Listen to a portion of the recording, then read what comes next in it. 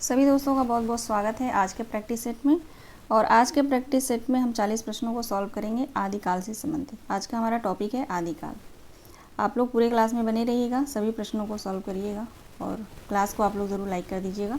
चलिए class start करते हैं। देखते हैं आज का पहला प्रश्न है, अपभ्रंश को पुरानी हिंदी मानते हुए हिंदी साहित्य का आरंभ 7वीं से 8वीं शताब्दी किसने माना है? अपभ्रंश को पुरानी हिंदी मानते हुए हिंदी साहित्य का आरंभ 7वीं से 8वीं शताब्दी किसने माना है? रामचंद्र शुक्ल, चंद्र शर्मा गुलेरी, राहुल सांस्कृत्यायन या हजारी प्रसाद द्विवेदी। राइट आंसर क्या होगा? क्वेश्चन नंबर 1 का राइट आंसर क्या होगा? राइट आंसर हो जाएगा ऑप्शन बी, चंद्रधर शर्मा गुलेरी में।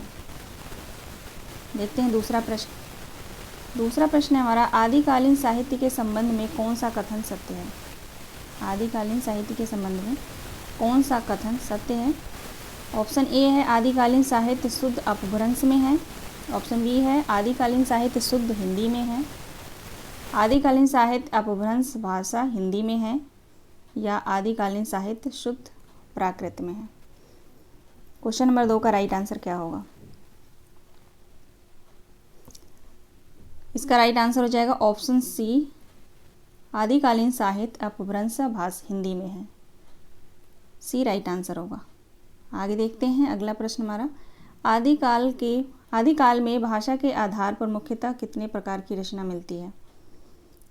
आदिकाल में भाषा के आधार पर कितने प्रकार की रचनाएं जो है मिलती हैं? 2 प्रकार के मिलती हैं, अपभ्रंश और देश भाषा काव्य। क्वेश्चन नंबर 4 देखेंगे, प्राकृत की अंतिम अपभ्रंश अवस्था से ही हिंदी साहित्य का आविर्भाव माना जा सकता है। यह कथन किस आलोचक का है? किस आलोचक ने कहा है प्राकृत की अंतिम अपभ्रंश अवस्था से ही हिंदी साहित्य का आविर्भाव माना जा सकता है? क्वेश्चन नंबर 4 का राइट आंसर क्या होगा?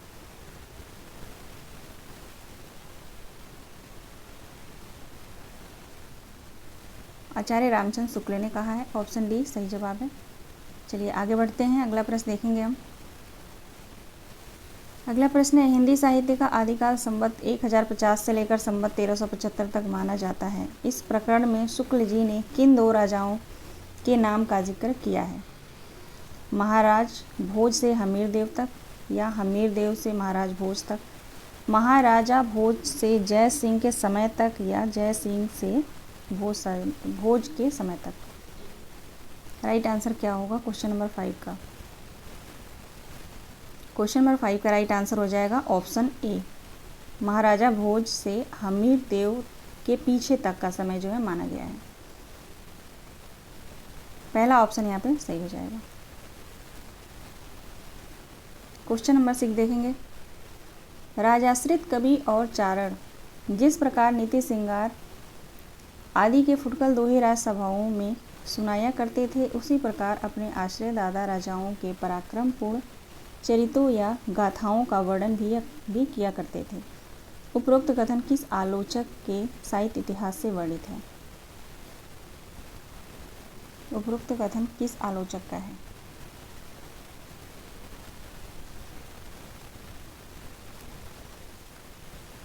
ये कथन आचार्य रामचंद्र शुक्ल का है और हिंदी साहित्य के इतिहास ग्रंथ से है। नेक्स्ट देखेंगे, शुक्ल जी ने आदिकाल को कितने प्रकरण में विभाजित किया है? शुक्ल जी ने आदिकाल को कितने प्रकरण में विभाजित किया है?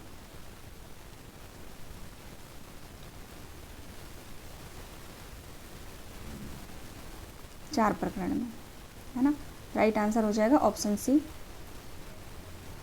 आगे बढ़ते हैं, अगला प्रश्न है, शुक्ल जी के हिंदी साहित्य के इतिहास में प्राकृत भाषा की कितनी अवस्थाएं बताई गई हैं? आचार्य रामचंद्र शुक्ल का जो ग्रंथ है हिंदी साहित्य का इतिहास, उसमें जो है प्राकृत भाषा की कितनी अवस्थाएं बताई गई हैं? ऑप्शन ए सही जवाब होगा, 3, पाली, प्राकृत और अपभ्रंश, है ना। अगला प्रश्न देखेंगे, अपभ्रंश नाम पहले कहाँ मिलता है? अपभ्रंश नाम जो है सबसे पहले कहाँ मिलता है? क्वेश्चन नंबर 9 का राइट आंसर हो जाएगा हमारा बी, बल्लवी के राजा धारसेन द्वितीय के शिलालेख। ये क्वेश्चन जब भी आता है आप लोग ध्यान रखिएगा, तो धारसेन द्वितीय, धारसेन प्रथम, तृतीय और चतुर्थ यही करके देता है, तो द्वितीय आप लोग ध्यान रखिएगा। अगला प्रश्न है, सिद्धों की उद्धृत रचनाओं की भाषा क्या थी? सिद्धों की जो रचनाएं थी उनकी भाषा क्या थी? Question number 10। क्वेश्चन ये आसान है, एक भी आप लोगों का जो है इसमें गलत नहीं होना चाहिए, है ना। अगर गलत होता है तो इस टॉपिक को आप लोग दोबारा रिवाइज कर लीजिएगा। और भी कठिन प्रश्न जो है आगे आने वाले क्लास में आपको देखने को मिलेंगे, लेकिन कठिन प्रश्न के चक्कर में जो है हमें आसान प्रश्नों को छोड़ना नहीं है ना। जो टॉपिक अच्छे से पढ़ेगा उसी को जो है क्वेश्चन जो है आसान लगते हैं, है ना। क्वेश्चन नंबर 10 का राइट आंसर हो जाएगा ऑप्शन ए, अपभ्रंश की पुरानी हिंदी। क्वेश्चन नंबर 11 देखेंगे, पुरानी हिंदी काव्य भाषा की ढांचा कैसा था? पुरानी हिंदी काव्य भाषा का ढांचा कैसा था?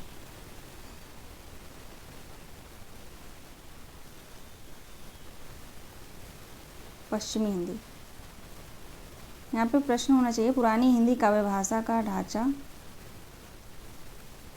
क्या था, है ना, क्या था? पूर्वी हिंदी, पश्चिमी हिंदी, दक्षिणी हिंदी या पहाड़ी हिंदी? तो पश्चिमी हिंदी इसका राइट आंसर हो जाएगा। अगला प्रश्न है, पाली भाषा प्राकृत की कौन सी अवस्था है? पाली भाषा जो है प्राकृत की कौन सी अवस्था है? प्रथम है, द्वितीय है, तृतीय है? क्वेश्चन नंबर 12 प्रथम अवस्था है, ऑप्शन ए सही जवाब है। अगला प्रश्न है, आचार्य रामचंद्र शुक्ल के अनुसार हिंदी साहित्य का आविर्भाव माना जाता है? प्राकृत की प्रथम अवस्था पाली से, या प्राकृत की प्रथम अवस्था अपभ्रंश से, प्राकृत अवस्था से, या संस्कृत युक्त पद्य भाषा से? क्वेश्चन नंबर 13 का राइट आंसर हो जाएगा ऑप्शन बी, प्राकृत की अंतिम अपभ्रंश अवस्था से। अगला प्रश्न है, आध्यात्मिक रंग के चश्मे आजकल बहुत सस्ते हो गए हैं, उन्हें चढ़ाकर जैसे कुछ लोगों ने मोतियाबिंद के पदों को आध्यात्मिक संकेत बताया है। बहुत ही प्रचलित कथन है, आप सभी को पता होगा। राइट आंसर हो जाएगा आचार्य रामचंद्र शुक्ल।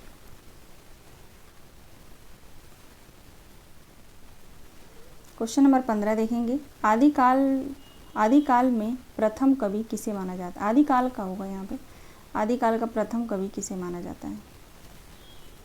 कौन है आदिकाल के प्रथम कवि? तो स्वयंभू हैं, राइट आंसर हो जाएगा स्वयंभू।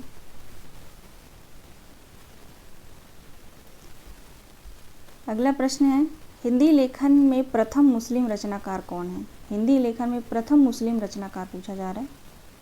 क्वेश्चन नंबर 16 का राइट आंसर क्या होगा? हिंदी लेखन में प्रथम मुस्लिम रचनाकार। इन जितने भी रचनाकारों को मैंने आज की क्लास में लिया है, इन सभी से डिटेल में प्रश्न जो है कल या परसों की क्लास में होगी, है ना। मतलब कहीं से भी कोई प्रश्न छूटेगा नहीं। अगर आप लोगों को इसका PDF चाहिए तो आप लोग मुझे टेलीग्राम पे इन्फॉर्म कर दीजिएगा, मैं PDF दे दूँगी। क्वेश्चन नंबर 16 का ए हो जाएगा अब्दुल रहमान, राइट आंसर हो जाएगा अब्दुल रहमान। क्वेश्चन नंबर 17 देखेंगे, गणपत चंद्रगुप्त ने किसे हिंदी का प्रथम कवि माना है? गणपत चंद्रगुप्त ने हिंदी का प्रथम कवि किसे माना है?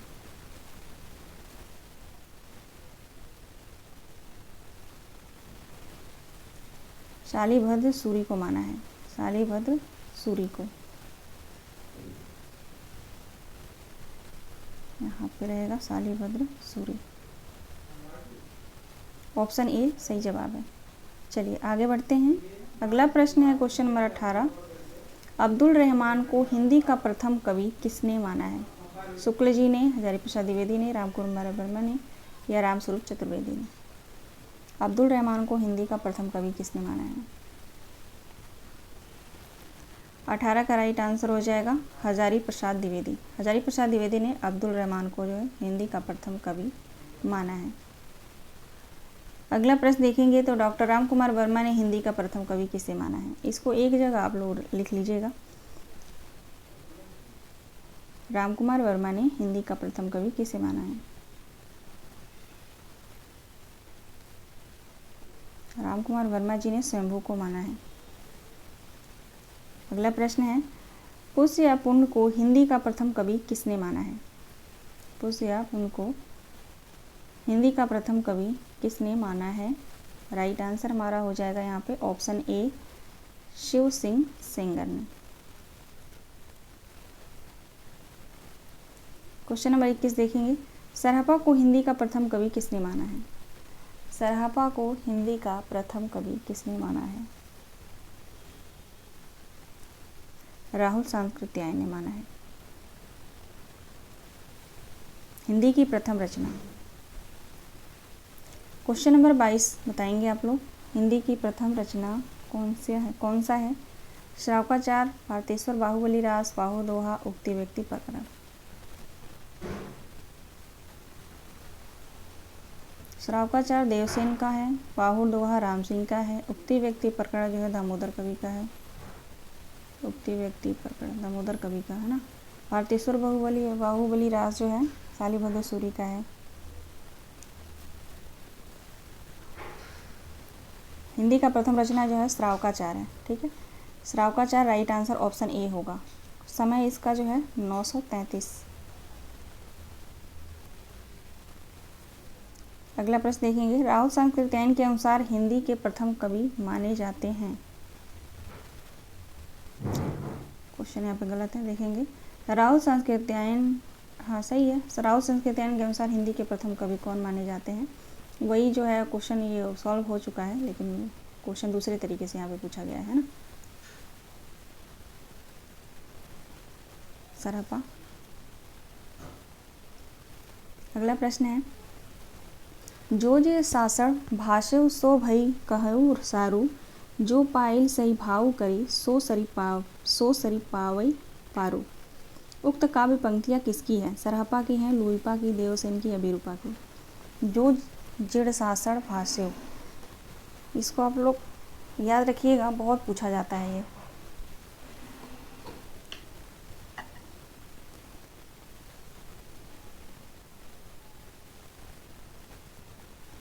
राइट आंसर हो जाएगा ऑप्शन सी, देवसेन। देवसेन की जो रचना है श्रावकाचार, उस रचना से जो है ये पंक्ति है, जो जे सासण भाषो सो भई करऊ सारू, जो पाइल सौ भाव करी सो सरी पावई पारू। आगे देखेंगे, अगला प्रश्न हमारा है, सहजे थर करी वाड़े साथ, काव्य पंक्ति किसकी है? सहजे थर करी वारुड़ी साथ, यह पंक्ति किसकी है? बीरूपा, सरहपा, कढ़हपा, लुईपा। ये सभी सिद्ध कवि हैं। सिद्ध कवि की संख्या 84।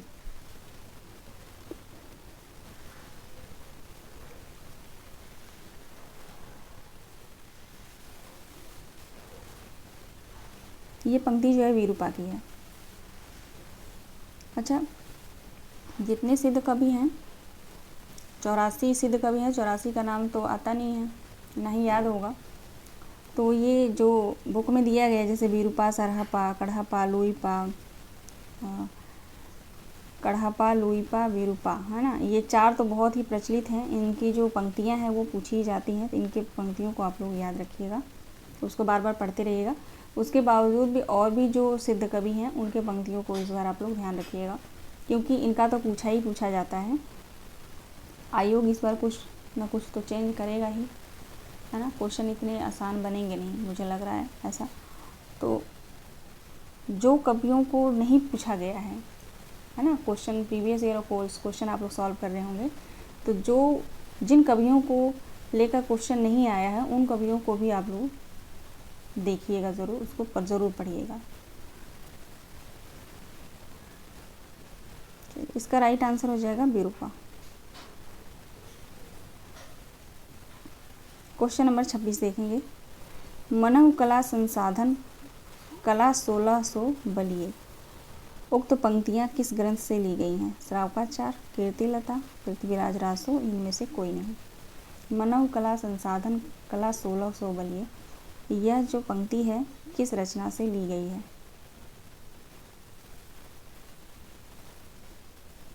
पृथ्वीराज रासो से। चंद्रबरदाई की रचना है पृथ्वीराज रासो, इससे जो है ये पंक्ति ली गई है। गाहा या गाथा कहने से किसका बोध होता है? गाहा या गाथा कहने से किसका बोध होता है? तो इसका राइट आंसर हो जाएगा प्राकृत का। या दोहा या दुहा कहने से जो है अपभ्रंश का बोध होता है ना। ये भी पंक्ति आचार्य रामचंद्र शुक्ल की है।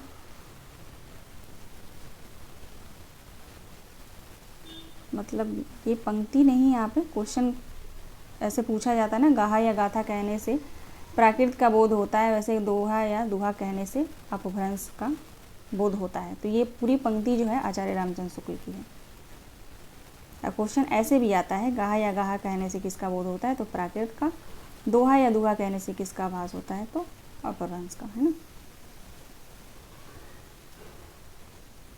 क्वेश्चन नंबर 28 देखेंगे। भरत मुनि अपने ग्रंथ नाट्यशास्त्र में अपभ्रंश नाम न देकर लोक भाषा को क्या कहा है? भरत मुनि ने अपने ग्रंथ नाट्यशास्त्र में अपभ्रंश नाम न देकर इन्होंने लोक भाषा को क्या कहा है? 28 का डी राइट आंसर होगा, देश भाषा कहा है। अगला प्रश्न है, इनमें से कौन सा ग्रंथ स्वयंभू का नहीं है?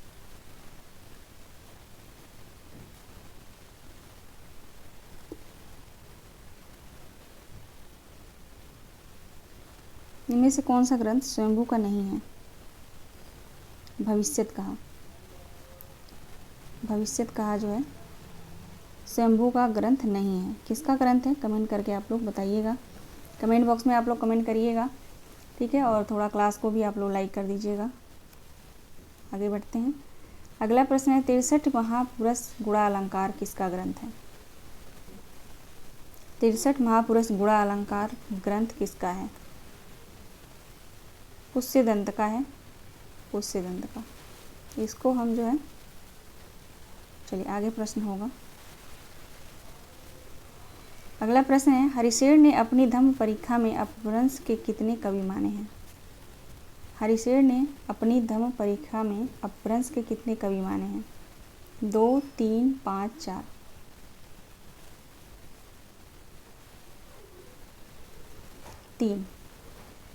3 लोगों को माना है इन्होंने।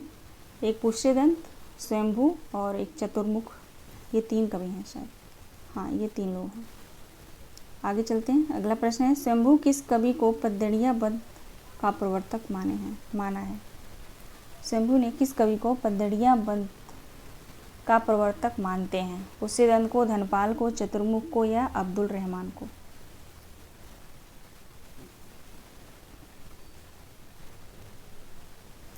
चतुर्मुख को। राइट आंसर हो जाएगा ऑप्शन सी। नेक्स्ट क्वेश्चन है, पुष्यदंत की रचना महापुराण में कितने महापुरुषों का जीवन चरित्र वर्णित है?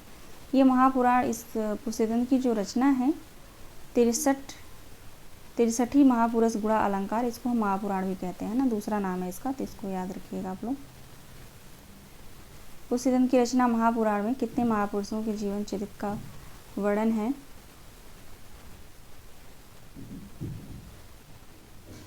63, इसीलिए इसको 63 महापुराण कहा गया है।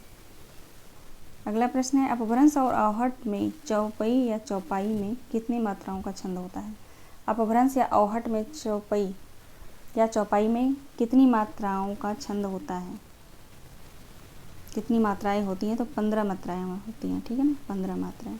ऑप्शन बी राइट आंसर होगा क्वेश्चन नंबर 34 का। क्वेश्चन नंबर 35 देखेंगे। धनपाल को किसने सरस्वती की उपाधि दी थी? किसने धनपाल को सरस्वती की उपाधि दी थी? राजा मुंज ने। किसने? राजा मुंज ने। अगला प्रश्न है, जैन रास परंपरा का प्रथम ग्रंथ कौन सा है? जैन रास परंपरा का प्रथम ग्रंथ कौन सा है? Question number 36।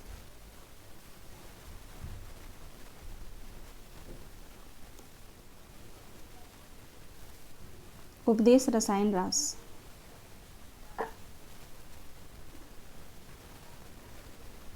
उपदेश रसायन रास राइट आंसर हो जाएगा। यह जो है जैन रास परंपरा का प्रथम ग्रंथ माना जाता है।